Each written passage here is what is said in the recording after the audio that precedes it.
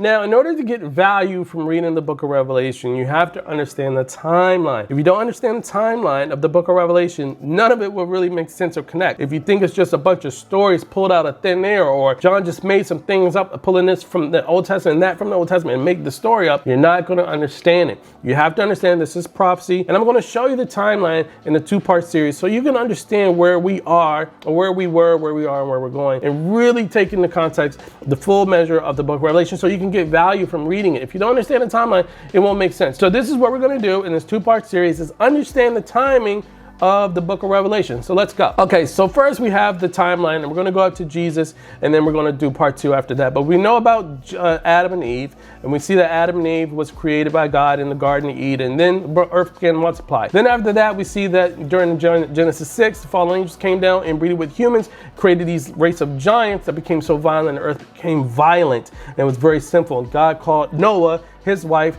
his kids, his sons, and his sons' wives to then get into the ark and two very animals so he can save the human race. So if you really think about it, God saved the human race. So we see that after the flood, where the waters came down and come from above and below, God flooded the earth, put the ark on a mountain in Ararat in Turkey, in which his sons went to go multiply the earth again. Then we find that in the story of Abraham, we see that Abram, who is actually an Iraqi, God called an Iraqi named Abram to leave his land and go to the land of Canaan, where he will make him a father of many nations, changing his name from Abram to Abraham. After that, we see that Abraham, being old age, was like, I don't know how I'm going to have kids. But look, God was like, I'm God. Is anything hard for me? Like, watch this. So for Abraham actually had a son named Isaac, and Isaac had a son named Jacob. Jacob had 12 sons, and those sons then migrated, and the sons began to multiply. And due to a famine, the Hebrews moved into Egypt, because one of the sons, Joseph, was the second in command of Egypt, which was God's will. Side story. But the Hebrews began to multiply in Egypt, and the Egyptians and the Pharaoh of that time got really worried. It was like, yo, too many of you guys over here feeling really uncomfortable, so let's do this. Let's make them slaves. But that was really a bad idea. After that happened, the Hebrews became slaves to Egyptians. And then one of them, which was a prince who one of the pharaohs adopted, because the princess found him in the little Nile on a little baby casket, was Moses. As he grew up, he then went and murdered one of these Egyptians and fled Egypt, like, peace, I'm out of here. But then he goes to this place called Mount Sinai, which is in Saudi Arabia, presently Saudi Arabia. In our Bible calls it Arabia, testified by Paul.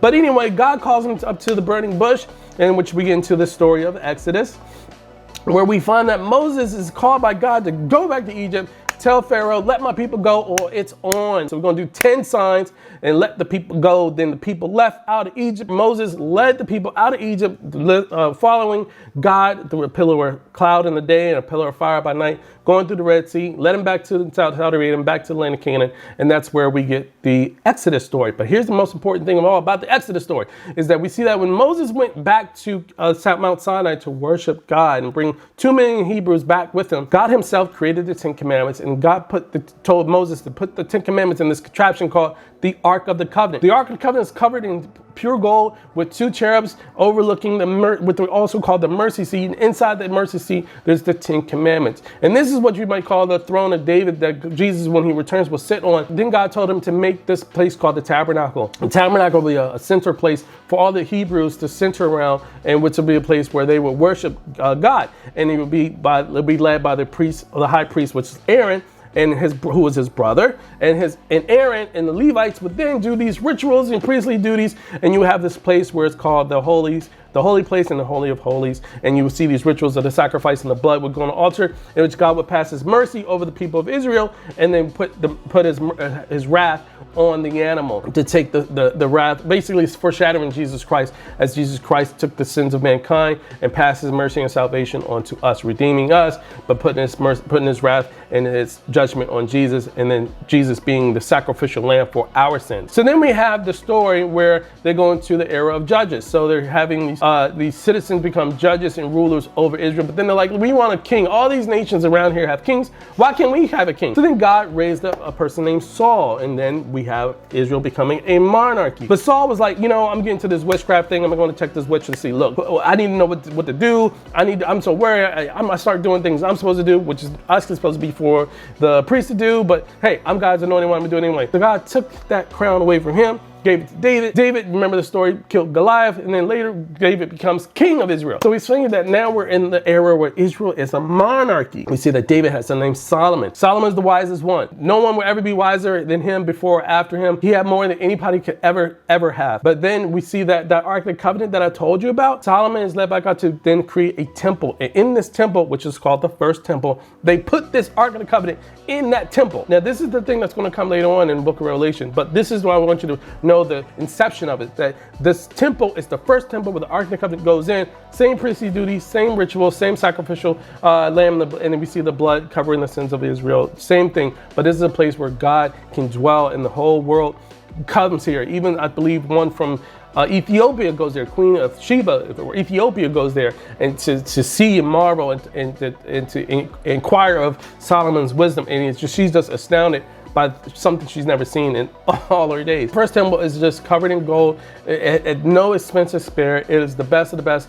No other temple in the world has ever been decorated like that ever since. Before or after. And again, this is the place of the Holy of Holies, and this is the holy place, and you have the priests and all the rituals surrounding it. But then here's what happened. Solomon married so many women trying to keep treaties with all these nations that he actually, his heart started being drawn away from God, and he started doing these rituals and worshiping other gods, and it just became horrible. So God separated and split the monarchy into two kingdoms, northern kingdom, southern kingdom. So we have the kingdom of Israel in the north, and we have Judah in the south. So we see that this is where the kingdom split, where we have the divided kingdom. And since then, God then raised up King Nebuchadnezzar of Babylon as judgment against Israel because of their disobedience. And when God raised them up, he then conquered Israel, which is called the Babylonian siege, where we see that King Nebuchadnezzar takes Israel back to Babylon as a captive. So they have the captivity. You're familiar with the story of the book of Daniel? That was during the captivity era. King Nebuchadnezzar had a dream from God,